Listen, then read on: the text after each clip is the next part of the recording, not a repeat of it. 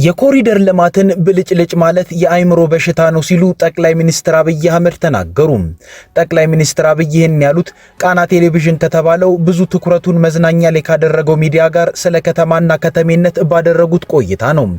የሙዚቃ ባለሙያው ካሙዙ ካሳ ብልጽግና ፓርቲን በመወከል ለአዲስ አበባ ምክር ቤት በየካ ክፍለ ከተማ ምርጫን ይወዳደራል ተባለ።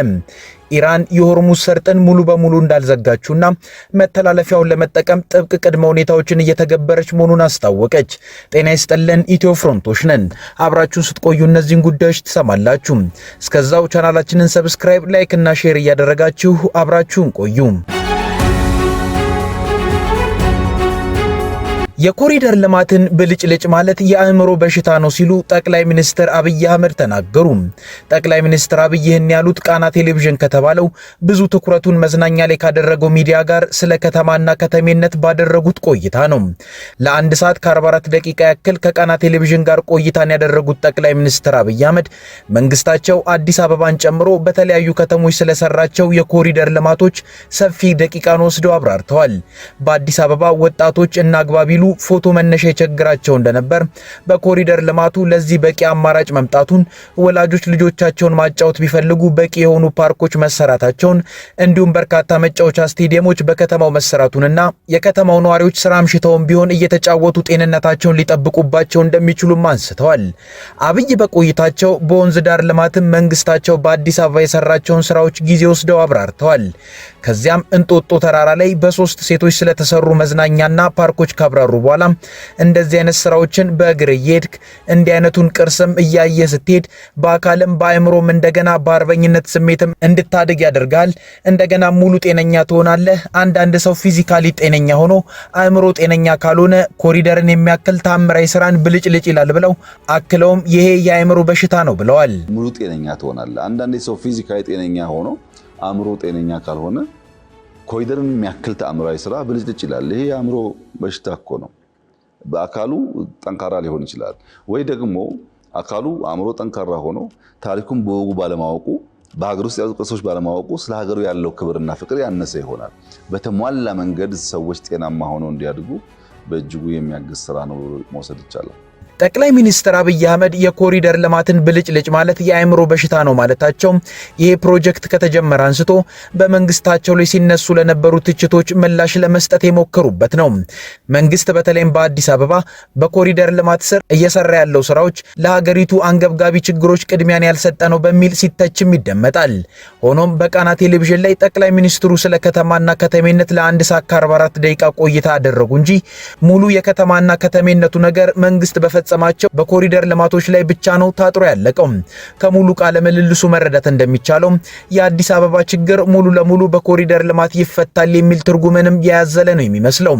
በጠቅላይ ሚኒስትሩ የከተሜነት ቆይታ ላይ የከተማ ስራ አጥነት፣ የከተማ ነዋሪዎች ኑሮ ውድነት የሚሉት ነገሮች ብዙም ቦታ አልያዙም። በዓለም አቀፍ መስፈርቶች መሰረት የከተሞች ስራ አጥነት ምጣኔ ከ5 በመቶ እንዳይበልጥ መስፈርቶች ተቀምጠዋል። እንደ አዲስ አበባ ያሉ ከተሞችስ ከዚህ ገደብ ያለፈ የስራ አጥ ቁጥር የላቸውም ወይ የሚለው እንዲሁም በከተሞች እየተስተዋለ ያለው የኑሮ ውድነት ስለ ከተሜነት ብዙ በተባለበት የጠቅላይ ሚኒስትር አብይ አህመድ የከተማ ጉዳይ ቃለ ምልልስ ቦታ አላገኘም። በሌላ በኩል የከተማ ነዋሪ በቀደሙት ስርዓቶች እንደ ወላዋይ እንደሚታዩ የመንግስታቱ መሰረትም ተደርገው እንደማይወሰዱም ተደርጎ በቃለ ምልልሱ ቀርቧል። በየትኛው የቀድሞ ስርዓት ከተሜ እንደ ወላዋይ እንደሚታይ ግን አልተጠቀሰም። ጠቅላይ ሚኒስትር አብይ አህመድ ግን የመደመር መንግስት ከተማን እንደዛ እንደማያይ ገልጸዋል።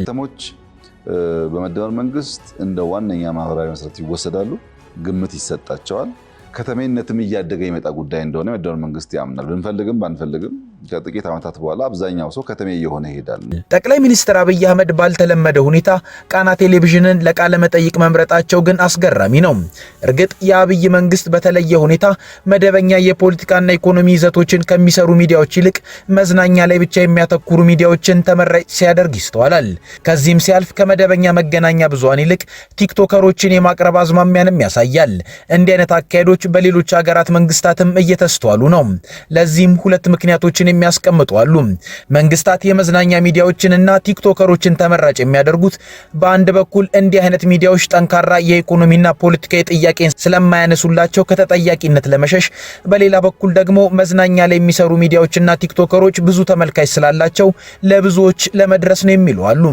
የጠቅላይ ሚኒስትር አብይ አህመድ መንግስት ግን ከሁለቱ ለየቱ ምክንያት እነቃናን እንደመረጡ አይታወቅም። የሙዚቃ ባለሙያው ካሙዙ ካሳ ብልጽግና ፓርቲን በመወከል ለአዲስ አበባ ምክር ቤት በየካ ክፍለ ከተማ ምርጫን ይወዳደራል መባሉን መሰረት ሚዲያ ዘግቧል። ሰባተኛው ሀገራዊ ምርጫ አዳዲስ የብልጽግና እጩዎችን ማስተዋወቁን የቀጠለ ሲሆን የቀድሞ ጋዜጠኛና የኦዳ አዋርድ መስራችና አዘጋጅ በሻቱ ቶለማርያም በተመሳሳይ ለአዲስ አበባ ምክር ቤት ብልጽግናን በመወከል ከየካ ክፍለ ከተማ ትወዳደራለች። እነዚህን እጩዎች ለየት የሚያደርጋቸው ከዚህ በፊት የብልጽግና ፓርቲ አባል መሆናቸው በህዝብ ዘንድ የማይታወቅ መሆኑ ነው ብሏል ዘገባው። ነገር ግን የሙዚቃ ባለሙያው ካሙዙ ካሳ በተለያዩ ጊዜያት ለጠቅላይ ሚኒስትር አብይ አህመድ ያለውን ድጋፍ ሲገልጽ ይታያል። በሌላ በኩል የኢትዮጵያ ኢንቨስትመንት ሆልዲንግስ ዋና ስራ አስፈጻሚ ብሩክ ታዬ እንዲሁ ከየካ ክፍለ ከተማ ብልጽግናን ወክለው እንደሚወዳደሩም ታውቋል። በኦሮሚያ ክልል ምስራቅ ሸዋ ዞን የሚገኘው የመታራ ስኳር ፋብሪካ 7 ሰራተኞች ሰኞ ረፋዱ ላይ የታጠቁ ኃይሎች በፈጸሙት ድንገተኛ ጥቃት መገደላቸው ተሰማ። ታጣቂዎቹ ጥቃቱን ያደረሱት በፋብሪካው የሸንኮራ አገዳ ማሳ ውስጥ በስራ ላይ በነበሩ የፋብሪካው የጸጥታ ባልደረቦች ላይ መሆኑም ታውቋል። በጥቃቱ የአካል ጉዳት የደረሰባቸው ሌሎች ሰራተኞች የሕክምና እርዳታ እየተደረገላቸው መሆኑም ነው የተነገረው። ከሟቾቹ መካከል 6ቱ ስራ ተቀብራቸው በከተማው በሚገኝ የፕሮቴስታንት መካነ መቃብር መፈጸሙን ዋዜማ ሬዲዮ ዘግቧል። የኢትዮጵያው ገዢ ብልጽግና ፓርቲ ዓለም አቀፉ የኢትዮ ኤርትራ የድንበር ኮሚሽን የወሰነው ውሳኔን ከቅርብ ጊዜ ወዲህ በተሳሳተ መንገድ ማቅረብ ጀምሯል በማለት የኤርትራ ማስታወቂያ ሚኒስትር የማነ ገብረ መስቀል ከሰሱ። የማነ ብልጽግና ፓርቲ የሁለቱን ሀገራት ድንበር መሬት ላይ ለማካለል የሚያስችል የሁለትዮሽ ሂደት ሳይኖር የኮሚሽኑን ውሳኔ ለመተግበር መሞከር የተናጠልና ሕገ ወጥ ድርጊት ይሆናል የሚል አቋም ማንጸባረቅ ጀምሯል በማለት በማህበራዊ ትስስር ገጻቸው ባሰፈሩት መልእክት ወቅሰዋል። የኤርትራና ኢትዮጵያ መሪዎች ከ7 ዓመታት በፊት አስመራ ላይ የተፈራረሙት የሰላምና ወዳጅነት መግለጫ መሰረቱ የኢትዮጵያ የድንበር ኮሚሽን ውሳኔ ሙሉ በሙሉ ለመተግበር ቁርጠኝነቷን መግለጧ ነበር በማለት የማነ በዚህ መልእክታቸው አጽንኦት ሰጥተዋል። በኢትዮጵያ የአሜሪካ ኤምባሲ ኢትዮጵያ በተካተተችበት አዲሱ የቪዛ መመሪያ መሰረት ወደ አሜሪካ በንግድና ቱሪስት ቪዛ የሚጓዙ ኢትዮጵያን የቪዛ ቃለ መጠይቅ ከመስጠታቸው በፊት የሚፈጽሙ ክፍያ ተመላሽ አይሆንላቸውም ሲል ማብራሪያ ሰጠ። ኤምባሲው ከመጋቢት 24 2018 ዓ.ም ጀምሮ የንግድና የቱሪስት ቪዛ ለማግኘት ብቁ የሆኑ ተጓዦች ቪዛቸውን ከመቀበላቸው በፊት እስከ $15000 የሚደርስ የገንዘብ ዋስትና ማስያዝ እንደሚጠበቅባቸው ገልጧል። ተያዦቹ አሜሪካ እንዲቆዩ የተፈቀደላቸው ጊዜ ሳያበቃ ከወጡ የቪዛ ማስያዣ ገንዘብ ይመለስላቸዋል ተብሏል። ሆኖም አዲሱ የቪዛ መስፈርት ከመጋቢት 24 በፊት የተሰጡ የንግድና ቱሪስት ቪዛዎችንና በኤፍ ወይም ኤም ቪዛ የተጓዙ ተማሪዎችን እንደማይመለከት ኤምባሲው አብራርቷል። አመልካቾች በሶስተኛ ወገን ድረገጾች አማካኝነት ክፍያ መፈጸም እንደሌለባቸውም ኤምባሲው መክሯል። ኢራን የሆርሙዝ ሰርጥን ሙሉ በሙሉ እንዳልዘጋችውና መተላለፊያውን ለመጠቀም ጥብቅ ቅድመ ሁኔታዎችን እየተገበረች መሆኑን አስታወቀች። በዋነኝነት ኢራን የሚፈጸምባትን ጥቃት የማይደግፉና ከጥቃት ፈጻሚዎቹ ጋር ግንኙነት የሌላቸው ሀገራት መርከቦች ማለፍ እንደሚችሉም ገልጻለች። ማንኛውም አይነት መርከብ ሆርሙዝን ከመሻገሩ በፊት ከኢራን የሚመለከታቸው አካላት በተለይም ከእስላማዊ አብዮታዊ ዘብ ኃይል IRGC ጋር አስቀድሞ መገናኘትና ፍቃድ ማግኘት ይኖርበታልም ብላለች። የጭነት መርከቦች በኢራን የቁጥጥር ቀጠና ውስጥ በሚያልፉበት ወቅት ለማንነት ማረጋገጫና ለጭነት ምርመራ ዝግጁ መሆን እንዳለባቸውም ኢራን አሳስባለች። ኢራን በጠላትነት የፈረጀቻቸው ሀገራት በተለይም አሜሪካና እስራኤል እንዲሁም የእነርሱ አጋር የሆኑ ሀገራት መርከቦች በሰርጡ እንዳያልፉ ጥብቅ እገዳን ጥላባቸዋለች። የሀገሪቱ ወታደራዊ አዛዦች ጥቃት ከቀጠለ ሙሉ በሙሉ እንዘጋዋለን የሚል ማስጠንቀቂያንም ደጋግመው እየሰጡ ይገኛሉ። ይጠይቃሉ።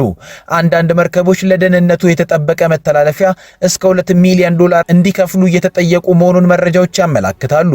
ሀገሪቱ ግን በይፋ ወጣ ያለችው ነገር የለም።